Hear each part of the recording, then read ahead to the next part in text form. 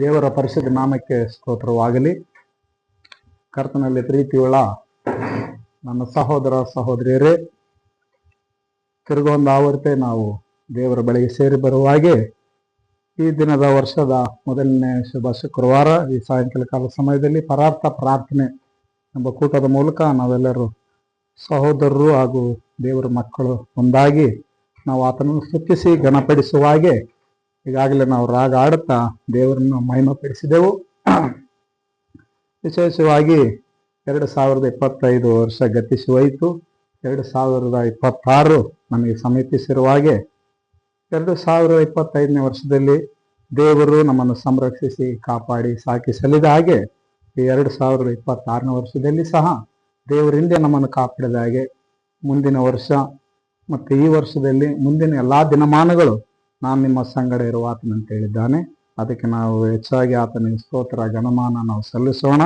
ನಾವು ಬದುಕಿ ಉಳಿದಿರುವಂಥದ್ದೆಲ್ಲ ಆತನ ಕೃಪೆ ಅಂತ ತಿಳಿದು ನಾವು ನೆನೆದು ಈ ಸಮಯದಲ್ಲಿ ನಾವು ವಾಕ್ಯ ಸಂದೇಶಕ್ಕಾಗಿ ನಾವು ಅದನ್ನು ಆರಿಸಿಕೊಂಡಂಥ ವೇದ ಭಾಗವು ಈ ಸಮಯದಲ್ಲಿ ನಾವು ಧ್ಯಾನ ಮಾಡಿಕೊಳ್ಳುವ ಹಾಗೆ ದಾವೀದ ಬರೆದ ಕೀರ್ತನೆ ಹಳೆ ಒಡಂಬಡಿಕೆಯಲ್ಲಿ 90ನೇ ಅಧ್ಯಾಯ ನಾವು 1ರಿಂದ 4 ವಚನಗಳನ್ನು ನಾವು ನೋಡಿಕೊಳ್ಳುವುದಾದರೆ, ಇಲ್ಲಿ ದಾವೀದನು ಹೀಗೆ ದೇವರಿಗೆ ಆತನು ಮೊರೆಯಿಟ್ಟು ಬೇಡಿಕೊಂಡಾಗ ದೇವರು ಆತನೊಟ್ಟಿಗೆ ಮಾತನಾಡ್ತಾ ಇದ್ದಾನೆ. ಅಲ್ಲಿ ಹೀಗೆ ಹೇಳ್ತಾ ಇದ್ದಾನೆ, 1ನೇ ಅಧ್ಯಾಯ 90ನೇ ಅಧ್ಯಾಯ ಕೀರ್ತನೆಗಳು 90ನೇ ಅಧ್ಯಾಯ 1 ವಚನದಿಂದ ನಾವು ನೋಡುವಾಗ, ಕರ್ತನೆ, ತಲತಲಾಂತರಗಳಿಂದಲೂ ನಮ್ಮ ವಾಸಸ್ಥಾನವು ನೀನೇ. ಬೆಟ್ಟಗಳು ಉಂಟಾಗುವುದಕ್ಕಿಂತ ಭೂಮಿಯ ಅದರ ದೇಶಗಳ ನಿರ್ಮಾಣವಾಗುವುದಕ್ಕಿಂತ ಮುಂಚಿನಿಂದ ಯುಗಾಂತರಗಳಲ್ಲಿ ನೀನೇ ದೇವರು ಅಂತೇಳಿ ಇಲ್ಲಿ ನಾವು ನೋಡುವಾಗ, ಇಲ್ಲಿ ಈ ಒಂದು ಮಾತು ನಮಗೇನು ತಿಳಿಸ್ತಾ ಇತ್ತಂತಂದ್ರೆ, ಇಲ್ಲಿ ತಲತಲಾಂತರಗಳು ಯುಗಾಂತರಗಳಂತೇಳಿ ನಾವು ನೋಡ್ತಾ ಇದ್ದೀವಿ. ಇಲ್ಲಿ ನಾವು ಭೂಮಿ ಉಂಟಾದ ಮೇಲೆ ನಮಗೆಲ್ಲ ಗೊತ್ತಾಗಿದೆ. ಭೂಮಿ ಉಂಟಾಗೋದಕ್ಕಿಂತ ಮೊದಲು, ಜಗತ್ತುತ್ಪತ್ತಿಗಿಂತ ಮೊದಲೇ ದೇವರು ಅಲ್ಲಿ ಇದ್ದಾನಂತೇಳಿ ನಾವು ನೋಡ್ತಾ ಇದ್ದೀವಿ. ದೇವರು ತನ್ನ ಇಷ್ಟಾನುಸಾರವಾಗಿ ಸಮಯಕ್ಕೆ ಅನುಗುಣವಾಗಿ ಎಲ್ಲವನ್ನು ಆತನು ತನ್ನ ಒಳ್ಳೆಯ ಕಾರ್ಯಗಳನ್ನು ಮಾಡಿದ್ದಾನಂತೇಳಿ ನಾವು ನೋಡ್ತಾ ಇದ್ದೀವಿ. ಆತನು ಪರಲೋಕವನ್ನು ನಿರ್ಮಾಣ ಮಾಡೋದಲ್ಲದೆ ಒಂದು ಸಲ ಮತ್ತೆ ಭೂಮಿಯನ್ನು ನಿರ್ಮಾಣ ಮಾಡುವನಂತೇಳಿ ಆತನ ಯೋಜನೆಯಿಂದ ಮತ್ತೆ ಭೂಮಿಗೆ ಅಸ್ಥಿವಾರವನ್ನು ಹಾಕಿದನು. ನಾವು ಆದಿಕಾಂಡದಲ್ಲಿ ನಾವು ಓದಿದಾಗ 1ರಿಂದ ಮತ್ತೆ ಕೆಲವೊಂದು ಅಧ್ಯಾಯಗಳನ್ನು ನಾವು ನೋಡುವಾಗ ದೇವರು ತಾನು ಉಂಟು ಮಾಡಿರುವಂಥದ್ದನ್ನೆಲ್ಲವನ್ನು ಒಳ್ಳೆಯದೆಂದು ನೋಡಿದನಂತೇಳಿ ನಾವು ನೋಡ್ತಾ ಇದ್ದೀವಿ. ಒಂದೊಂದು ದಿನ ಒಂದೊಂದನ್ನು ಸೃಷ್ಟಿ ಮಾಡಿ ಅದು ದೇವರು ಇದು ಒಳ್ಳೆಯ ದಿನ, ಇದು ಒಳ್ಳೇದಾಗಿಲ್ಲ ಅಂತೇಳಿ ಎಲ್ಲವನ್ನು ಆಶೀರ್ವಾದ ಮಾಡಿ ಆತನು ಮತ್ತೆ 6 ದಿನ ಕೆಲಸ ಮಾಡಿ 7ನೇ ದಿನವನ್ನು ವಿಶ್ರಾಂತಿ ದಿನವಾಗಿನಾಗಿ ಇಡಲಿ ಅಂತೇಳಿ ದೇವರು ನೇಮಿಸಿದನು ಅಂತೇಳಿ ನಾವು ನೋಡ್ತಾ ಇದ್ದೀವಿ. ಆ ದಿನದಲ್ಲಿ ನಾವು ಎಲ್ಲರೂ ದೇವರ ಬಳಿಗೆ ಬಂದು ಆರಾಧಿಸುವಂಥದ್ದು ದೇವರು ನಮಗೆ ಕರೆ ಕೊಟ್ಟಿರ್ತಾನೆ. ಆದರೆ ಅದೇ ಪ್ರಕಾರವಾಗಿ ಇಲ್ಲಿ ನೋಡುವಾಗ ಕರ್ತನ ತಲತಲಾಂತರಗಳಿಂದಲೂ ನಮ್ಮ ವಾಸಸ್ಥಾನವು ನೀನೆ ಅಂತೇಳಿ ಭಕ್ತನಾದ ದಾವೀದನು ಹೇಳ್ತಾ ಇದ್ದಾನೆ. ಯಾಕಂತಂದ್ರೆ ನಾವು ಹುಟ್ಟಿರುವಂಥದ್ದು, ನಾವು ಬೆಳೆದಿರುವಂಥದ್ದು, ಮತ್ತೆ ನಾವು ಎಲ್ಲವೂ ಇವತ್ತು ಬೆಳೆದಿರುವಂಥದ್ದು ಎಲ್ಲವನ್ನು ಆತನ ಹೀಗೆ ಹೇಳ್ತಾ ಇದ್ದಾನೆ, ನಿನ್ನ ಮೂಲಕನೇ ದೇವರೇ, ನಮ್ಮಿಂದ ಏನಿಲ್ಲ ಅಂತೇಳಿ ಆತನು ದೇವರಿಗೆ ಕೊಂಡಾಡ್ತಾ ಇದ್ದಾನೆ. ಅದಕ್ಕೋಸ್ಕರ ನಮ್ಮ ದೇವರು ನಿರಂತರ ತಲತಲಾಂತರ ಯುಗದ ಸಮಾಪ್ತಿ ಮತ್ತೆ ಪ್ರಾರಂಭವು ಸಮಾಪ್ತಿ ಆತನೇ ಅಂತ ಹೇಳ್ತಾನೆ. ಇಲ್ಲಿ ನಾವು ನೋಡುವಾಗ ಫಸ್ಟ್ ನಾವು ದೇವರಿಂದನೇ ಎಲ್ಲ ಉಂಟಾಗಿದೆ ಅಂತ ಹೇಳಿದಾಗ ನಮ್ಮನ್ನು ಸಹ ಆತನು ಉಂಟು ಮಾಡಿದ್ದಾನೆ ಅಂತೇಳಿ ನಮಗೆ ಸ್ಪಷ್ಟವಾಗಿ ತಿಳಿಸ್ತದೆ. ಅದಕ್ಕೆ ಇಲ್ಲಿ ನಾವು ನೋಡುವಾಗ ಇಲ್ಲಿ ತಾನು ಪ್ರತಿಯೊಂದನ್ನು ಒಂದು ಸಮಯವನ್ನು ನಿಗದಿ ಮಾಡಿಕೊಂಡು ಆತನ ಎಲ್ಲವನ್ನು ಸೃಷ್ಟಿ ಮಾಡಿಕೊಂಡನೇ ಬಂದನ. ಅದಕ್ಕೆ ನಾವು ಇದಕ್ಕೆ ಏನು ಅನ್ಬೇಕಂತಂದಾಗ ಸಮಯದ ಯಜಮಾನ ಅಂತೇಳಿ ನಾವು ಅಂದ್ಕೊಳ್ಬಹುದು. ಯಾಕಂದ್ರೆ ಇಲ್ಲಿ ನಮಗೆ ನೋಡ್ತಾ ಇದೀವಿ, ಆತನೇ ಮೂಲ ಕರ್ತನಾಗಿದ್ದಾನೆ, ಆತನೇ ಅದಕ್ಕೆ ಮೂಲ ಪ್ರಾರಂಭ ಮಾಡಿದ್ದಾನೆ ಅಂತ ಹೇಳ್ತಾನೆ.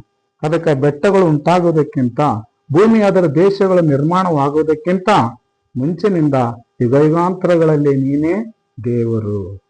ನಾವು ನೋಡುವಾಗ ಪ್ರಾರಂಭ ಮಾಡಿದ ಆತನು ಕಡೆಯವರೆಗೂ ಯುಗವರೆಗೆ ಅಂತಂತ ಹೇಳ್ತಾ ಇದ್ದಾನೆ. ಇಲ್ಲಿ ಸ್ವಲ್ಪ ದಿವಸ ಇಷ್ಟೇ ದಿವಸ ಅಂತಂತ ಹೇಳ್ತಾ ಇಲ್ಲ. ನಾವು ನೋಡುವಾಗ ದೇವರ ಹಿಂದೆ ತನ್ನ ಜನರನ್ನು ಉಂಟು ಮಾಡಿದ ಮೇಲೆ ಅವರು ನೀವು ಭೂಮಿಯಲ್ಲಿ ತುಂಬಿಕೊಳ್ಳಿರಿ, ಬದುಕಿ ಬಾಳಿರಿ ಅಂತೇಳಿ ಅವರನ್ನು ಆಶೀರ್ವದಿಸ್ತೀನಿ ಅಂತ ಹೇಳ್ತಾ ಇದೆ. ಬರ್ತಾ ಬರ್ತಾ ಮತ್ತೆ ಅವರಿಗೆ ಒಂದು ಹೆಸರು ಕೊಡ್ತಾ ಇದ್ದಾನ, ನೀವು ಇಸ್ರಾಯೇಲ್ ಜನರು, ನಾನು ನಿಮ್ಮನ್ನು ಆರಿಸಿಕೊಂಡಿದ್ದೇನೆ ಅಂತೇಳಿ ದೇವರುಗಳಿಗೆ ಹೇಳ್ತಾ ಇದ್ದಾನೆ. ಯಾಕಂದ್ರೆ ಮನುಷ್ಯರೆಲ್ಲರೂ ಆತನ ಕೈಯಲ್ಲಿ ಇರೋದರಿಂದ ಇವತ್ತು ನಾವು ಯಾವ ರೀತಿಯಿಂದ ನಾವು ಇವತ್ತಿನ ದಿನದಲ್ಲಿ ದೇವರಿಗೆ ಸ್ತುತಿಸ್ತಾ ಇದ್ದೇವೆ, ಕೊಂಡಾಡುವವರಾಗಿದ್ದೇವೆ. ಮತ್ತೆ ನಮ್ಮ ಸಮಯ ಲೋಕದಲ್ಲಿ ಎಷ್ಟರ ಮಟ್ಟಿಗೆ ನಾವು ಸಮಯ ಕೆಲಸ ಆಗ್ತಾ ಇದ್ದೀವಿ, ಮತ್ತೆ ನಾವು ದೇವರ ಬಳಿಗೆ ಬರೋದಕ್ಕೋಸ್ಕರ ನಾವು ಯಾವ ರೀತಿಯಿಂದ ಸಿದ್ಧರಾಗಿ ಬರ್ತಾ ಇದ್ದೀವಿ. ನಾವು ನೋಡುವಾಗ ಆಚಾರ ಬಂತಪ್ಪ ಅಂತೇಳಿ ಒಂದಿನ ಹೋಗೋದಂತಲ್ಲ, ಆದ್ರೆ ದೇವರನ್ನು ನಾವು ಎಡಬಿಡದೆ ಆರಾಧಿಸಬೇಕಂತ ಹೇಳ್ತಾ ಇದ್ದಾನೆ. ಇಲ್ಲಿ ದಾವೀದ ಬರೆದ ಕೀರ್ತನೆ ಒಂದನೇ ಅಧ್ಯಾಯದಲ್ಲಿ ಹೇಳ್ತದೆ, ಯಾವನ ದುಷ್ಟರ ಆಲೋಚನೆ ನಡೆಯದೆ ಪಾಪಾತ್ಮರ ಮಾರ್ಗದಲ್ಲಿ ನಿಂತುಕೊಳ್ಳದೆ ನಿಂದಕರೊಡನೆ ಕೂತುಕೊಳ್ಳದೆ ಕರ್ತನ ಧರ್ಮಶಾಸ್ತ್ರವನ್ನು ಹಗಲಿರುಳು ಧ್ಯಾನಿಸುವವನು ಅವನು ಎಷ್ಟೋ ಧನ್ಯನು ಅಂತ ಹೇಳ್ತೈತೆ. ಇಲ್ಲಿ ನೀವು ಹಗಲು ಇರುಳು ಯಾವ ರೀತಿಯಿಂದ ನಾವು ದೇವರನ್ನು ಇವತ್ತು ನಾವು ಸ್ತುತಿಸಿ ನಾವು ಕೊಂಡಾಡುತ್ತಾ ಇದ್ದೇವೆ. ನಾವು ಸಮಯ ಯಾವ ರೀತಿಯಿಂದ ಆತನಿಗೆ ನಾವು ಕೊಟ್ಟಿದ್ದೇವೆ, ಯಾವ ರೀತಿಯಿಂದ ಅದನ್ನು ನಾವು ಮೀಸಲಾಗಿಟ್ಟಿದ್ದೇವೆ. ನೋಡ್ರಿ, ದೇವರು ಎಲ್ಲವನ್ನು ಕ್ರಮ ಪ್ರಕಾರವಾಗಿ ಒಂದು ದಿನದಿಂದ 6ನೇ ದಿನವರೆಗೆ ಅದೊಂದು ಸಮಯ ಮಾಡಿ ಎಲ್ಲವನ್ನೂ ನಿಗದಿಪಡಿಸಿದ. ಅದರಲ್ಲಿ ಮತ್ತೆ ಉಂಟಾಗಿರುವಂಥವ್ರು ನಮ್ಮನ್ನು ಸಹ ತನ್ನ ಸೃಷ್ಟಿಯಲ್ಲಿ ನಮ್ಮನ್ನು ಉಂಟು ಮಾಡಿದ ಮೇಲೆ ಅವ್ರನ್ನ ಹೀಗೆ ಆಶೀರ್ವದಿಸಿದನು, ನೀವು ಭೂಮಿ ಮೇಲೆ ಬಹು ಸಂತಾನವುಳ್ಳವರಾಗಿ ಅಭಿವೃದ್ಧಿ ಹೊಂದಿರಿ ಅಂತ ಹೇಳಿದ. ದೇವರಲ್ಲಿ ಆಶೀರ್ವಾದ ಮಾಡಿದ. ಆದ್ರೆ ಅಲ್ಲಿ ಹೀಗೆ ಹೇಳ್ತಿದ್ದ, ಇವರು ತಪ್ಪು ಹೋಗ್ತಾರಪ್ಪ, ಇವರು ಕೆಲಸ ಮಾಡೋದಲ್ಲ ಇವರು ಅಂತೇಳಿ ದೇವರಲ್ಲಿ ಅವ್ರಿಗೆ ಸ್ಟಾಪ್ ಮಾಡ್ಲಿಲ್ಲ. ಆದ್ರೆ ಪ್ರತಿಯೊಬ್ಬರು ಅವರವರ ಆಲೋಚನೆ ಪ್ರಕಾರ ಅವರವರ ಕೆಲಸದ ಪ್ರಕಾರವಾಗಿಯೇ ಇದ್ರು. ಆದ್ರೆ ದೇವರು ಎಲ್ಲವನ್ನೂ ನೋಡ್ತಾ ಇದ್ದ. ಆದಾಮನ ತಪ್ಪು ಹೋದ್ರು ಸಹ ಅಲ್ಲಿ ನಾವು ನೋಡ್ತಾ ಇದೀವಿ, ಬೆಳಗಿನ ಜಾವ ಮತ್ತೆ ಸಂಜೆಗೆ ಒಂದು ಸಲ ಆದಾಮ ಅವಳನ್ನು ಉಂಟು ಆದ ಮೇಲೆ ಬಂದು ಅವ್ರ ಯೋಗ ಸಮಾಚಾರ ನೋಡ್ತಾ ಇದ್ದ. ಆಮೇಲೆ ಬರ್ತಾ ಬರ್ತಾ ಯಾವಾಗ ಅವರು ದೇವರಿಂದ ದೂರ ಆದರೂ ಪಾಪ ಮಾಡಿದ್ರು, ಅಲ್ಲಿಂದ ಅದಾದ ಮೇಲೆ ಮತ್ತೆ ಇವರಿಗೆ ಯಾವಾಗಲೂ ನಾನು ಇವ್ರ ಸಂಗಡ ಇರ್ಬೇಕಂತೇಳಿ ಅವ್ರನ್ನ ಮತ್ತೆ ಕೈ ಬಿಡ್ಲಿಲ್ಲ. ಮತ್ತೆ ಏನ್ ಮಾಡ್ತಾ ಇದ್ದ, ನೋಡ್ತಾ ಇದ್ದ. ಮತ್ತೆ ಆದಾಮನ ಕರ್ಕೊಂಡೋಗಿ ಅವಳನ್ನು ಮತ್ತೆ ಅವ್ರು, ನೀವು ಯಾಕೆ ನಾನು ಹೇಳಿದ ಕೆಲಸ ನೀವು ಸರಿಯಾಗಿ ನೀಡಲಿದ ಕಾರಣ ತಪ್ಪಿ ಹೋದಿರಿ, ಯಾಕೆ ನೀವು ಸೈತಾನನ ಮಾತು ಕೇಳಿದ್ರಿ ಅಂತೇಳಿ ಅಲ್ಲಿ ಅವ್ರಿಗೆ ಶಿಕ್ಷೆ ಕೊಡ್ಲಾರ್ದಾಗ ಮತ್ತೆ ಅವ್ರನ್ನ ಏನ್ ಮಾಡ್ದ, ಯೋಧನ್ ತೋಟಲಿಂದ ಹೊರಗಡೆ ಇಟ್ಟು ಅವ್ರಿಗೆ ಇನ್ನ ಮೇಲೆ ನೀವೇ ಪ್ರಯಾಸ ಪಡ್ರಿ, ಅಲ್ಲಿ ನೀವು ಸಮಯ ತಗೊಳ್ರಿ, ನೀವು 6 ದಿನ ದುಡೀರಿ, ಆದ್ರೆ ಕೆಟ್ಟು ಹೋಗುವ ಆಹಾರಕ್ಕಾಗಿ ದುಡಿಬೇಡ್ರಿ, ನಿತ್ಯ ಜೀವದ ಆಹಾರಕ್ಕೋಸ್ಕರ ನೀವು ದುಡೀರಿ ಅಂತೇಳಿ ಅವ್ರಿಗೆ ಹೀಗೆ ಹೇಳ್ತಾ ಇದ್ದಾನ. ಪ್ರತಿಯೊಬ್ಬರಿಗೂ ನಾನೇನ್ ಮಾಡ್ತಾ ಇದ್ದೀನಿ ಅಂತಂದ್ರೆ, ನಿಮಗೆ ನನ್ನ ಆಹಾರ ಕೊಡ್ತೀನಿ ಅಂತ ಅವ್ರು 6 ದಿನಕ್ಕೆ. ಅದಕ್ಕಿಂತ ಮೊದಲು ದೇವರು ಅವ್ರನ್ನ ಉಂಟು ಮಾಡಿದಾಗ ಅವ್ರು ಆಗಲೇ ಅವ್ರ ಹೆಂಗೆ ದೇವರು ಅವ್ರಿಗೆ ಆಹಾರ ಕೊಡ್ತಿದ್ದ. ಅದವರು ಶಾರೀರಿಕ ರೀತಿಯಿಂದ ಅವರು ಬತ್ತಲಾಗಿರ್ತಾರೆ ಅಂತ ಗೊತ್ತಿದ್ದು ಕೂಡ ಅವರಿಗೆ ಅಲ್ಲಿ ದೇವರ ಆತ್ಮನೇ ಇತ್ತು, ಎಲ್ಲ ನೋಡ್ತಾ ಇದ್ದ. ಆದ್ರೆ ಯಾವಾಗ ಅವರು ಪಾಪ ಮಾಡಿದ್ರು, ಅವರಿಗೆ ಅರಿವು ಬಂತು, ತಿಳುವಳಿಕೆ ಬಂತು, ಅವರು ಮತ್ತೆ ಅವರು ದೇವರನ್ನು ತಿಳ್ಕೊಳ್ಳೋದಕ್ಕೋಸ್ಕರ ಅವರು ಪ್ರಯಾಸ ಪಡಬೇಕಾಗಿತ್ತು. ಆದ್ರೆ ಇಲ್ಲಿ ನಾವು ನೋಡ್ತಾ ಇದ್ದೀವಿ, ಇಲ್ಲಿ ನಮಗೆ ಕೊಟ್ಟಿರುವಂತ ಒಂದು ಸಮಯಗಳು ಈಗ ಗತಿಸಿ ಹೋಗಿರುವಂತ 2025 ನಾವು ನೋಡ್ತಾ ಇದ್ದೀವಿ. ಆ ಒಂದು ದಿನ, ಆ ಒಂದು ನಾವು ವಾರಗಳು, ತಿಂಗಳು, ವರ್ಷ ನಾವು ನೋಡುವಾಗ ಸಮಸ್ತರ ವರ್ಷಗಳು ದೇವರು ಕಾಪಾಡಿಕೊಂತಾನೆ ಬಂದಿದ್ದಾನೆ ಅಂತ ಹೇಳ್ತಾರೆ. ಅದಕ್ಕೋಸ್ಕರ ನಾವು 4ನೇ ವಚನ ಭಾಗಕ್ಕೆ ಬರೋಣ. ದಾವೀದ ಬರೆದ ಕೀರ್ತನೆ 90ನೇ ಅಧ್ಯಾಯ 4ನೇ ವಚನ ಮೂಲ ವಾಕ್ಯ ಮೇನ್ ಅದೇ ಐತೆ ನೋಡ್ರಿ. 1000 ವರ್ಷಗಳು ನಿನ್ನ ದೃಷ್ಟಿಯಲ್ಲಿ ಗತಿಸಿ ಹೋದ ನಿನ್ನಿನ ದಿನದಂತೆ ರಾತ್ರಿ ಜಾವದಂತೆ ಅವೆ. ದೇವರ ದೃಷ್ಟಿಯಲ್ಲಿ ಒಂದು ವರ್ಷ ನಾವು 365 ದಿವಸ ಯಾವ ರೀತಿಯಿಂದ ನಾವು ಜೀವಿಸಿ ಆ ವಾರಗಳು, ದಿನಗಳು, ತಿಂಗಳುಗಳು ಗತಿಸಿ ಹೋದ್ಮೇಲೆ ಒಂದು ವರ್ಷ ಬಂತಪ್ಪ ಅಂತೇಳಿ ನಾವು ಅಂದ್ಕೊಂಡುವಾಗ ದೇವರಂತಾನ ಆತನ ದೃಷ್ಟಿಯಲ್ಲಿ 1000 ವರ್ಷಗಳು ಅಂದ್ರೆ 1000 ವರ್ಷಗಳು ಒಂದು ದಿನದ ಹಗಲು ರಾತ್ರಿಗಂತ ಸಮಾನ ಅಂತ ದೇವ್ರ. ಇವಾಗ ನಾವು ನೋಡ್ತಾ ಇದೀವಿ, ಮನುಷ್ಯರು ಉಂಟಾಗಿರಿ, ಅಭಿವೃದ್ಧಿ, ಬಾಳಿರಿ ಅಂತೇಳಿ ಅವರೆಲ್ಲರಿಗೂ ಪ್ರತಿಯೊಬ್ಬೊಬ್ಬರಿಗೆ ಒಂದೊಂದು ಆಯುಷ್ಯ ನಿಗದಿ ಮಾಡ್ಯಾನ. ಇವತ್ತು ನಾವು ನೋಡ್ತಾ ಇದೀವಿ 930 ವರ್ಷ ಚಿಲ್ಲರ್ ನಾವು ಆದಾಮನ್ ನಾವು ಬದುಕಿದ್ ನಾವು ನೋಡಿದೀವಿ. ಆ ದೇವರ ದೃಷ್ಟಿಯಲ್ಲಿ ಆತನ ಹತ್ರ 1000 ವರ್ಷಕ್ಕೆ ಬಂದಿದ್ದ. ಆದ್ರೆ ನಾವಿಲ್ಲಿ ನೋಡುವಾಗ ಅದೇ ಮನುಷ್ಯರಿಗೆ ಕಾಲಕ್ರಮೇಣ ಇವ್ರು ಇನ್ನು ಹೆಚ್ಚು ಬದುಕಿದ್ರೆ ಕಷ್ಟ ಆಯ್ತು, ಇವ್ರು ನನ್ನ ದೇವ್ರನ್ನ ಸ್ತುತಿಸಕ್ ಆರೋದಿಲ್ಲ ಅಂತ ಹೇಳಿ ಅವರವರ ಪಾಪಗಳಿಗೆ ತಕ್ಕಂತೆ ಅವರಿಗೆ ಆಯುಸ್ ಏನ್ ಮಾಡ್ತಾ ಇದ್ದಾನ, ಕಡಿಮೆ ಮಾಡ್ತಾನೇ ಬರ್ತಾ ಇದ್ದಾನೆ. ನಾವು ನೋಡ್ರಿ ಅಲ್ಲಿ ನೋಡಿದಾಗ ಮತ್ತೆ ದಾವೀದ ಬರೆದ ಕೀರ್ತನದಲ್ಲಿ ಹೇಳ್ತಾ ಇದ್ದಾನ, ಮನುಷ್ಯನ ಆಯುಸ್ಸು ಹೆಚ್ಚಾದ್ರೆ 70, ಬಲು ಹೆಚ್ಚಾದ್ರೆ 80 ಅಂತ ಹೇಳ್ತಾ ಇದ್ದಾನ. ಇವತ್ತಿನದಲ್ಲಿ ಪ್ರತಿಯೊಬ್ಬರಿಗೆ ದೇವರು ಬದುಕೋದಕ್ಕೆ ಒಂದು ಸಮಯ ಕೊಟ್ಟಿದ್ದಾನೆ. ಆ ಸಮಯದಲ್ಲಿ ನಾವು ಏನ್ ಮಾಡ್ತಾ ಇದೀವಿ ನಾವು ಆಲೋಚಿಸ್ಕೋಣ. ಯಾಕಂದ್ರೆ ಸಮಯ ಇರುವಾಗಲೇ ನೀವೇನ್ ಮಾಡ್ರಿ, ದೇವ್ರನ್ನ ಸ್ತುತಿಸ್ರಿ. ಸಮಯ ಇರುವಾಗಲೇ ದೇವರನ್ನ ತಿಳ್ಕೊಳ್ರಿ ಸಂಪೂರ್ಣವಾಗಿ. ಮತ್ತೆ ಸಮಯ ಇರುವಾಗಲೇ ನೀವು ಒಳ್ಳೆಯದನ್ನು ಮಾಡ್ರಿ. ರಾತ್ರಿ ಹಗಲು ಯಾವ ರೀತಿಯಿಂದ ಪ್ರತಿಯೊಂದು ದಿನಕ್ಕ 12-24 ತಾಸು ನಿಗದಿ ಆಗಿರ್ತಾವತ್ತೋ, ಆದ್ರೆ ಬದುಕಿರೋ ದಿನಗಳೆಲ್ಲ ದೇವ್ರು ಹೇಳ್ತಾ ಇದ್ದಾನ, ನಿನಗೆ ಬೆಳಕಿರುವಾಗಲೇ ನೀನು ಕೆಲಸ ಮಾಡು. ರಾತ್ರಿ ಬರ್ತಕ್ಕೆ ಆ ಸಮಯದಲ್ಲಿ ಯಾರು ಕೆಲಸ ಮಾಡೋದಿಲ್ಲ. ನೋಡ್ರಿ, ನಮ್ಮ ಇಂಡಿಯಾಕ್ಕೆ ಫಸ್ಟ್ ಇಲ್ಲಿ ಈಸ್ಟ್ ಇಂಡಿಯಾದಾಗ ನಾವು ಫಸ್ಟ್ ದೇವ್ರು ನಮಗೆ ಸೂರ್ಯ ಅಸ್ತಮಾನ ನಾವು ನೋಡ್ತಾ ಇದ್ದೀವಿ. ಅಲ್ಲಿದ್ದಾಗ ನಾವು ಮತ್ತೆ ಯಥಾ ಪ್ರಕಾರವಾಗಿ ದೇವ್ರು ನಮಗೆ ಬೆಳಕು ಕೊಟ್ಟಾಗ ನಮ್ಮ ಕೆಲಸಗಳಿಗೆ ನಾವು ಹೊರಟು ಹೋಗ್ತೀವಿ. ದಿನವೆಲ್ಲ ದುಡಿತೀವಿ. ದುಡ್ದು ಬಂದು ನಮ್ಮ ಪೋಷಣೆ ಮಾಡ್ಕೊಂತ ಕುಟುಂಬ ಮಕ್ಕಳು ಪೋಷಣೆ ಮಾಡ್ತಾ ಇದೀವಿ, ಜೀವನ ನಡೆಸ್ತಾನೇ ಇರ್ತೀವಿ. ಆದರೆ ದುಡಿಯಿರಿ, ದೇವ್ರಿಗೆ ಹೇಳ್ತದನ, ಕೆಟ್ಟು ಹೋಗುವ ಆಹಾರಕ್ಕಾಗಿ ದುಡಿಯಬೇಡ್ರಿ. ಯೇಸು ಸ್ವಾಮಿ ಹೇಳ್ತದನ, ನಾನು ನಿಮಗೆ ನಿತ್ಯ ಜೀವದ ಆಹಾರ ಕೊಡ್ತೀನಿ. ಯಾಕಂದ್ರೆ ಶಾಶ್ವತವಾಗಿ ನೀವು ಬದುಕಬೇಕು, ತಲಾಂತರ ಯುಗಗಳವರೆಗೂ ನೀವು ನನ್ನ ಸಂಗಡ ಇರ್ಬೇಕು. ಯಾಕಂತಂದ್ರೆ ದೇವರ ನಿರ್ಮಾಣದಿಂದ ಮೊದಲೇ ಪರಲೋಕದಿಂದ ಭೂಲೋಕಕ್ಕೆ ಬಂದು ನರವತರಕ್ಕೆ ನಮ್ಮ ಮನುಷ್ಯರನ್ನೆಲ್ಲ ಉಂಟು ಮಾಡಿ ತನ್ನ ಸ್ವರೂಪವನ್ನು ಕೊಟ್ಟಿದ್ದಾನೆ. ಇವತ್ತು ನಮ್ಮಿಷ್ಟಂಗೆ ನಾವೇನು ಇಲ್ಲಿ ಜನಿಸಿ ಬಂದಿಲ್ಲ. ದೇವರೇ ನಮ್ಮನ್ನು ನಿರ್ಣಯಿಸಿಕೊಂಡ ತಾಯಿ ಗರ್ಭದಲ್ಲಿ ಇರುವಾಗಲೇ ಅಂತ ಹೇಳ್ತಾನೆ. ದಾವೀದ ಹೇಳ್ತಾ ಇದ್ದಾನ, ನೋಡ್ರಿ ದೇವ್ರೇ, ನನ್ನ ತಾಯಿ ಗರ್ಭದಲ್ಲಿ ಇರುವಾಗಲೇ ನೀನ್ ನನ್ನನ್ನು ತಿಳ್ಕೊಂಡಿ. ಯಾಕಂತಂದ್ರೆ ಅಲ್ಲಿ ನೋಡುವಾಗ ಆತನಿಗೆಲ್ಲವೂ ತಿಳಿಯಪಡಿಸ್ತದಾನೆ. ದೇವ್ರೇನಂತಂದ್ರೆ, ದೇವ್ರನ್ನ ಬಿಟ್ರೆ ನೀನ್ ಏನ್ ಮಾಡಕ್ ಆಗಲ್ಲಪ್ಪ. ಆದ್ರೆ ಪ್ರತಿಯೊಂದು ದೇವ್ರಿಗೆ ಒಳಪಟ್ಟು ವಿಧೇಯನಾಗಿ ಭಯಭಕ್ತಿಯಿಂದ, ಯಾಕಂತಂದ್ರೆ ಮುಂದೆ ಬರ್ತಾ 150 ದಾವಿದ ಕೀರ್ತನೆ ದಾವಿದ ಹೇಳ್ತಾ ಇದ್ದಾನ, ದೇವ್ರೆ ಶ್ವಾಸವಿರುವುದೆಲ್ಲ ನಿನ್ನದೇ ದೇವ್ರೆ, ನಂದೇನಿಲ್ಲಪ್ಪ, ನಾನು ಬರೇ ಯಾಕಂತಂದ್ರೆ ಮಾಡಿಟ್ಟಂತ ಒಂದು ಗೊಂಬೆ ಟೈಪ್ ಮನುಷ್ಯ.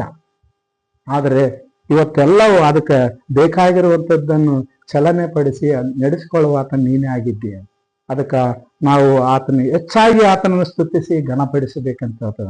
ಯಾಕಂದ್ರೆ ನಮಗೆ ಕೊಟ್ಟಿರುವಂತ ಸಮಯದಲ್ಲಿ ನಾವ್ ಏನ್ ಮಾಡ್ಬೇಕಂತ, ನಾವು ದೇವರನ್ನ ಸ್ತುತಿಸಬೇಕು, ಕೊಂಡಾಡಬೇಕು. ಮತ್ತೆ ಇತರನ್ನು ದೇವ್ರು ಹೇಳಿದ ಹಾಗೆ ನಾವು ಒಬ್ಬರನ್ನೊಬ್ಬರನ್ನು ಕಂಡುಕೊಳ್ಬೇಕು, ಒಬ್ಬರಿಗೊಬ್ಬರು ನಾವು ಪ್ರೀತಿಸಬೇಕು, ಆತನ ಮಾತುಗಳನ್ನು ತಿಳಿಯಪಡಿಸ್ಬೇಕಂತ ಹೇಳ್ತೈತೆ. ಅದಕ್ಕೋಸ್ಕರ ಇಲ್ಲಿ ನೋಡ್ರಿ, ನಾವು ಗತಿಸಿ ಹೋಗಿರುವಂತ 2025ರಾಗ ನಮ್ಮಲ್ಲಿ ಏನು ನಾವು ಬೆಳವಣಿಗೆ ಆಗಿದ್ದೇವೆ, ನಾವು ಯಾವ ರೀತಿಯಿಂದ ನಾವು ಕರ್ತನನ್ನು ಸ್ತುತಿಸಿ ಮತ್ತೆ ಆತನ ಕೆಲಸ ಮಾಡಿದ್ದೇವೆ, ದೇವ್ರಿಗಾಗಿ ಏನೋ ಸ್ವಲ್ಪ ಸಮಯ ಹಾಕಿದ್ದೇವ ಅಂತಂದಾಗೆಲ್ಲ ನಾವು ಪ್ರತಿ 6 ದಿನ ಕೆಲಸ ಮಾಡ್ತೀವಿ, 7ನೇ ದಿನ ಕರ್ತನ ಸೇವೆ ಹೋಗಿ ಆತನ ಸ್ತುತಿಸಿ ಆರಾಧಿಸಿ ಬರ್ತೀವಿ ಅಂತ ಹೇಳಿ. ಅಲ್ಲಿ ಹಂಗಿಲ್ಲ. ಇಲ್ಲಿ ಹೀಗೆ ಹೇಳ್ತಾ ಇದ್ದಾನೆ, ಯಾಕಂತಂದ್ರೆ ದೇವರು ತನ್ನ ನಿತ್ಯತೆಯಲ್ಲಿ ನಮಗೆ ಪಾಲು ಕೊಡುವನೆಂದು ನಾವು ಖಚಿತರಾಗಿದ್ದೇವೆ. ನಾವು ಹೋಗಿ ಬರುವಾಗ ದೇವ್ರು ಹೇಳ್ತಾ ಇದ್ದಾನ, ಸದ್ಯಕ್ಕೆ ಸ್ವಲ್ಪ ದಿವಸ ನೀವು ನನ್ನನ್ನು ನೋಡಲಾರ್ದಂಗೆ ಇರ್ತೀರಿ. ಯೇಸು ಸ್ವಾಮಿ ಹೋಗುವಾಗ ಹೇಳ್ತಾ ಇದ್ದಾನ, ನೀವು ಯಾವಾಗ ನನ್ನ ಸಂಗಡ ಇರ್ಬೇಕಂತ ಹೇಳಿ ನೀವು ಬಯಸೋದಾದ್ರೆ ನನ್ನನ್ನು ಬೇಡಿಕೊಳ್ಳ್ರಿ, ಮತ್ತೆ ನಿಮಗೆ ಬೇರೊಬ್ಬ ಸಹಾಯಕನನ್ನು ನಾನು ಕಳಿಸ್ಕೊಡ್ತೇನೆ, ಆತನ ಸತ್ಯದ ಆತ್ಮನು ಯಾವಾಗಲೂ ನಿಮ್ಮ ಸಂಗಡ ಇರ್ತಾನೆ ಅಂತ. ಸೊ ಅದಕ್ಕೋಸ್ಕರವಾಗಿ ಇಲ್ಲಿ ನಾವು ದೇವರ ಒಟ್ಟಿಗೆ ನಾವು ಇರ್ಬೇಕಂತ ಹೇಳಿ ಬಯಸ್ಬೇಕು. ಯಾಕಂದ್ರೆ ವರ್ಷಗಳು ಬರ್ತಿರ್ತಾವೆ, ದಿನಗಳು ಬರ್ತಿರ್ತಾವೆ, ಹೋಗ್ತಾನೆ ಇರ್ತಾವೆ. ಆದ್ರೆ ಇಲ್ಲಿ ಹೇಳ್ತದೆ, ವರ್ಷದಾಂತದ ಸಮಯವು ಬೇಗನೆ ಗತಿಸಿ ಹೋಗುತ್ತದೆ ಮತ್ತು ನಾವು ಅದಕ್ಕೆ ಅಧೀನರಾಗಿದ್ದೇವೆ ಎಂಬ ಭಾವನೆ ನಮ್ಮಲ್ಲಿ ಮೂಡುತ್ತದೆ. ಸಮಯ ಗತಿಸಿ ಹೋಗುವುದು ಯಾರು ತಡೆಗಟ್ಟಲಾರರು. ಮತ್ತು ಇದರಲ್ಲಿ ಜೀವನ ಮತ್ತು ಮರಣ, ಪ್ರಾರಂಭ ಮತ್ತು ಅಂತ್ಯ ಒಳಗೊಂಡಿದೆ. ಇಲ್ಲಿ ದೇವರ ಒಂದು ವರ್ಷದಲ್ಲಿ ಎಲ್ಲಾ ಕೆಲಸಗಳು ಮಾಡಿರ್ತಾನಂತ. ಎಕ್ಸಾಂಪಲ್ ನಾವು ಉದಾಹರಣೆ ನೋಡ್ಬೇಕಪ್ಪ ಅಂದ್ರೆ, ದೇವರು ಪ್ರತಿಯೊಂದು ಕಾಲಕ್ಕೆ ನಾವು ನೋಡ್ತಾ ಇದೀವಿ.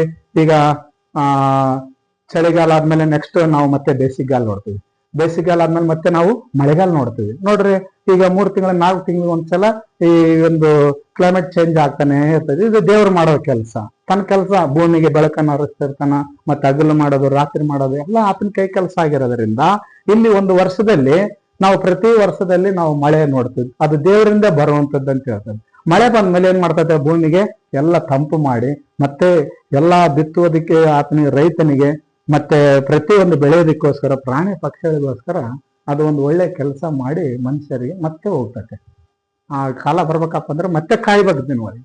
ನೋಡ್ರಿ, ಮಳೆ ಬಂದು ಭೂಮಿಗೆ ಬಿತ್ತುವವನಿಗೆ ಬೀಜವನ್ನು, ಉಣ್ಣುವವನಿಗೆ ಆಹಾರವನ್ನು ದೇವರು ಒದಗಿಸಿ ಕೊಡ್ತಾನೆ. ಒಂದು ವೇಳೆ ಮಳೆ ಬರ್ಲಾರ್ದೆ ಇದ್ರೆ ಆ ವರ್ಷ ಪರಿಸ್ಥಿತಿ ಹೆಂಗಿರ್ತದೆ, ಬರ ಸ್ಟಾರ್ಟ್ ಆಗ್ತದೆ, ನೀರು ಇರಕ್ಕಲ್ಲ, ಒಬ್ರಿಗೊಬ್ರು ಅಯ್ಯೋ ಏನಪ್ಪಾ ಅಂತೇಳಿ ನೀರಿನ ಪರಿತಾಪ ಪಡ್ಬೇಕಾಗ್ತದೆ. ಒಂದು ವೇಳೆ ದೇವರು ಉಂಟು ಮಾಡಿ ಮನುಷ್ಯರಿಗೆ ಏನನ್ನು ಒದಗಿಸಿ ಕೊಡ್ಲಿಲ್ಲ ಅಂದ್ರೆ ನಾವೇನ್ ಮಾಡ್ತಾ ಇದೀವಿ, ಅಯ್ಯೋ ಈ ವರ್ಷ ಮಳೆ ಇಲ್ಲಪ್ಪ, ಈ ವರ್ಷ ನಮಗೆ ಕಷ್ಟ ಐತಪ್ಪ, ನಮಗೆ ಕೆಲಸ ಇಲ್ಲಪ್ಪ, ನಮಗೆ ಬರಪ್ಪ ಅಂತೇಳಿ ಈ ತರ ಪಡ್ತಾರೆ. ಆದ್ರೆ ದೇವ್ರ ಏನ್ ಮಾಡ್ತದಾನ, ಅದನ್ನೆಲ್ಲ ಚಿಂತಿಸಿ ತಾನು ಉಂಟು ಮಾಡಿರುವಂತವರಿಗೆ ಕಾಲ ಕಾಲಕ್ಕೆ ಹೊತ್ತಿಗೆ ಆತನವ್ರಿಗೆ ಏನ್ ಬೇಕಾಗಿದೆ ಅಂತೇಳಿ ಆತನ ಒದಗಿಸಿ ಕೊಡ್ತಾ ಇದ್ದಾನೆ. ನೋಡ್ರಿ, ನಿಂದಿರಿಸಿಲ್ಲ. ಇವತ್ತು ತನ್ನ ಬೆಳಕನ್ನು ಭೂಮಿ ಮೇಲೆ ಆತನ ಎಲ್ಲರಿಗೂ ಅರಿವಿದ್ದಾನೆ. ಅಲ್ಲಿ ಭೇದ ತಂದಿಲ್ಲ, ಇವರಿಗೆ ಅವರಿಗೆ ಎಂಬುದೇನಿಲ್ಲ. ಅಲ್ಲಿ ಮಾತು ಕೇಳೋರಿಗೆ ದೇವ್ರ ಬೆಳಕು ಕೊಡ್ತದಾನ, ಮಾತು ಕೇಳಲಾರದವರಿಗೆ ದೇವ್ರು ಕೊಡ್ತಾನೆ. ದೇವ್ರು ಒಳ್ಳೆಯವರಿಗೆ ಕೆಟ್ಟವರಿಗೆ ಅಂತ ಹೇಳ್ತಾನೆ. ಆತನ ಬೆಳಕು ಪ್ರತಿಯೊಬ್ಬರಿಗೆ ಆತನ ಹೋಗ್ಬೇಕಂತಾನೆ ಹೇಳ್ತಾ ಇದ್ದಾನೆ. ಅದಕ್ಕೋಸ್ಕರ ಇಲ್ಲಿ ನಾವು ನೋಡ್ತಾ ಇದೀವಿ, ಇಲ್ಲಿ ಸಮಯ ಬಹಳ ಪ್ರಾಮುಖ್ಯವಾದದಂತ ಹೇಳಿ ನೋಡ್ತಾ ಇದೀವಿ. ಇವತ್ತಿಂದಲ್ಲಿ ದೇವರು ನಮಗೆ ಸಮಯ ಕೊಟ್ಟಿದ್ದಾನ. ಆ ಸಮಯ ನಾವು ಉಪಯೋಗ ಮಾಡಿಕೊಳ್ತಾ ಇದೀವಿ. ನಾವು ಕೆಲಸ ಮಾಡ್ತಾ ಇದೀವಿ, ಊಟ ಮಾಡ್ತಾ ಇದೀವಿ, ಮುಂದೆ ಹೋಗ್ತಾ ಇದೀವಿ, ಪ್ರತಿಯೊಂದನ್ನು ಕೆಲಸ ಮಾಡ್ತಾ ಇದೀವಿ ನಾವು. ಅದೇ ನೀವು ಪ್ರಸಂಗಿಯಲ್ಲಿ ಓದಿಕೊಳ್ಳ್ರಿ, ಪ್ರತಿಯೊಂದಕ್ಕೂ ಕಾಲ ಮಿತಿ ಸಮಯ ಇದೆ ಅಂತ ಹೇಳ್ತೈತೆ. ಅದಕ್ಕೆ ನೋಡ್ರಿ, ಅಲ್ಲಿ ಪ್ರಸಂಗಿ 1ನೇ ಅಧ್ಯಾಯ, ಪ್ರಸಂಗಿ ಗ್ರಂಥ 3ನೇ ಅಧ್ಯಾಯ 1ರಿಂದ 8ನೇ ವಚನ. ಪ್ರತಿಯೊಂದು ಕಾಲಕ್ಕೂ ಕಾಲವು ಕ್ಲುಪ್ತವಾಗಿ ಆಕಾಶದ ಕೆಳಗೆ ನಡೆಯುವ ಒಂದೊಂದು ಕೆಲಸಕ್ಕೂ ತಕ್ಕ ಸಮಯ ಉಂಟು. ಹುಟ್ಟುವ ಸಮಯ, ಸಾಯುವ ಸಮಯ, ನಡೆಯುವ ಸಮಯ, ನೆಟ್ಟಿದ್ದನ್ನು ಕಿತ್ತು ಹಾಕುವ ಸಮಯ, ಪ್ರತಿಯೊಂದಕ್ಕೂ ಒಂದು ಸಮಯ ನಿಗದಿ ಆಗ್ತೈತೆ. ಆದ್ರೆ ದೇವರು ಏನ್ ಮಾಡಿದಾನ, ಆ ಸಮಯಕ್ಕೆ ತಕ್ಕಂತೆ ಇವತ್ತು ನಾವು ಹೋಗ್ತಿರುವಾಗ ನಾವು ಇಲ್ಲಿ ಈ ಸಮಯ ಒಂದು ಒಳ್ಳೆ ಸಮಯ ನಾವು ಉಪಯೋಗ ಮಾಡಿಕೊಳ್ಳೋಣ. ಇದು ದೇವ್ರು ಕೊಟ್ಟಿರೋದ್ರಲ್ಲಿ ದೇವ್ರು ನಮ್ಮನ್ನು ಉಂಟು ಮಾಡಿದ್ದಾನೆ. ನಾವೇನ್ ಮಾಡ್ಬೇಕು, ದೇವ್ರ ಸ್ತುತಿ ಆರಾಧನೆ ಕೊಂಡಾಡಬೇಕು. ಸಾಧ್ಯವಾದಷ್ಟು ಹೋಗಿ ಆತನ ಹೇಳಿದಂತ ಮಾತುಗಳನ್ನು ಕೈಕೊಂಡು ನಡೀಬೇಕು. ಯೇಸು ಸ್ವಾಮಿ ಹಿಂದೆ ಯೆಹೋವ ದೇವರ 10 ಆಜ್ಞೆಗಳನ್ನು ಅನುಗ್ರಹಿಸಿದಾಗ ಯೇಸು ಸ್ವಾಮಿ ಮತ್ತೆ ಅದಕ್ಕ ಈ ಆಜ್ಞೆಗಳು ಭಾರವಾಗಿರುವಂತಂದ್ರೆ 2 ಆಜ್ಞೆಗಳನ್ನು ನೀವು ಕೈಕೊಂಡು ನಡೀರಿ. ನಿನ್ನ ದೇವರಾದ ಕರ್ತನನ್ನು ನಿನ್ನ ಪೂರ್ಣ ಹೃದಯದಿಂದಲೂ, ನಿನ್ನ ಪೂರ್ಣ ಪ್ರಾಣದಿಂದಲೂ, ನಿನ್ನ ಪೂರ್ಣ ಬುದ್ಧಿಯಿಂದಲೂ, ನಿನ್ನ ಪೂರ್ಣ ಶಕ್ತಿಯಿಂದಲೂ ಆತನನ್ನು ಆರಾಧಿಸು. ಹಾಗೆ ನಿನ್ನ ನೆರೆಯವರನ್ನು ಪ್ರೀತಿ ಮಾಡು ಅಂತ. ಇಲ್ಲಿ ನೋಡ್ರಿ, ಇದು ಒಂದು ಪ್ರತಿಯೊಂದನ್ನು ದೇವರು ನಮಗೆ ತನ್ನ ಸಮಯ ಕೊಟ್ಟು ಸಮಯಕ್ಕೆ ಅನುಗುಣವಾಗಿ ನಾವು ನಡ್ಕೊಂಡು ಹೋಗ್ಬೇಕು ಅಂತ ಹೇಳ್ತದೆ. ಯಾಕಂದ್ರೆ ಸುಮ್ಮನೆ ಕಾಲವನ್ನು ಕಳೆಯಬಾರದು ಅಂತ ಹೇಳ್ಬೇಕು. ಯಾಕಂತಂದ್ರೆ ಪ್ರತಿಯೊಬ್ಬರದು ಆಯುಸ್ಸು ಕಡಿಮೆ ಆಗ್ತದೆ ಅಂತ ಹೇಳ್ತದ. ಇಲ್ಲಿ ಹೇಳ್ತದಾನ, ಅದಕ್ಕೋಸ್ಕರವಾಗಿ ನಿನ್ನ ಆಯುಸ್ಸು ಸ್ವಲ್ಪವೇ, ಎಲೆಯು ಉದುರುವಂತೆ, ಸೀಡು ಕಟ್ಟುವಂತೆ ತೀರುತ್ತೆ. ಪ್ರತಿ ವರ್ಷ ನಾವು ನೋಡ್ತಾ ಇದೀವಿ, ಮಳೆ ಬರ್ತದೆ, ಕೆಲಸ ಮಾಡಿ ಪ್ರತಿ ಪ್ರಾಣಿ ಪಕ್ಷಿ ಗಿಡಗಳಿಗೆಲ್ಲ ನೀರು ನಮಗ್ ಕೂಡ ಕೊಟ್ಟು ಮರ ಕೂಡ ಬೆಳಿತೈತೆ. ಅದು ಕಾಲಕ್ಕೆ ಫಲ ಕೊಡ್ತಾನೆ ಇದೆ. ನಮ್ಲಿಂದ ಏನಿದೆ ಅಂತೇಳಿ ನಾವು ನೋಡುವಾಗ ಇಲ್ಲಿ ದೇವರು ಪ್ರತಿಯೊಂದನ್ನು ನಮ್ಮನ್ನು ಸಹ ಇವರು ನನ್ನ ಸಮಯ ತೆಗೆದುಕೊಳ್ತಾ ಇದಾರ, ಈ ಸಮಯವನ್ನು ಹೆಂಗನ್ನು ಉಪಯೋಗ ಮಾಡಿಕೊಳ್ತಾ ಇದಾರ ಅಂತೇಳಿ ಒಂದು ದಿವಸ ದೇವರು ನಮ್ಮನ್ನು ಕೇಳ್ತಾನೆ. ಯಾಕಂದ್ರೆ ನಾವು ಇಲ್ಲಿ ಆತನಿಂದ ಉಂಟಾಗಿದ್ದೇವಲ್ಲ, ಉಂಟಾಗಿರೋ ವಸ್ತುಗಳು ಆತನಿಲ್ಲದೆ ಒಂದಾದ್ರೂ ಉಂಟಾಗಲಿಲ್ಲ. ಆತನಲ್ಲಿ ಜೀವವಿತ್ತು, ಆ ಜೀವವು ಮನುಷ್ಯರಿಗೆ ಬೆಳಕು ಕೊಡುವಂತದ್ದಾಗಿದೆ ಅಂತ ಹೇಳ್ತಾನೆ. ಇವತ್ತು ದೇವರಿಂದ ನಾವು ಉಂಟಾಗಿದ್ದೇವೆ, ನಾವು ನಿರ್ಮಾಣ ಆಗಿದ್ದೇವೆ. ಇವತ್ತಿನ ದೇವರ ಮಾತನ್ನು ಕೇಳಬೇಕಲ್ಲ, ದೇವರ ಒಂದು ಚಿತ್ತನಾನುಸಾರವಾಗಿ ನಾವು ನಡಿಬೇಕಲ್ಲ. ದೇವರಿಗೆ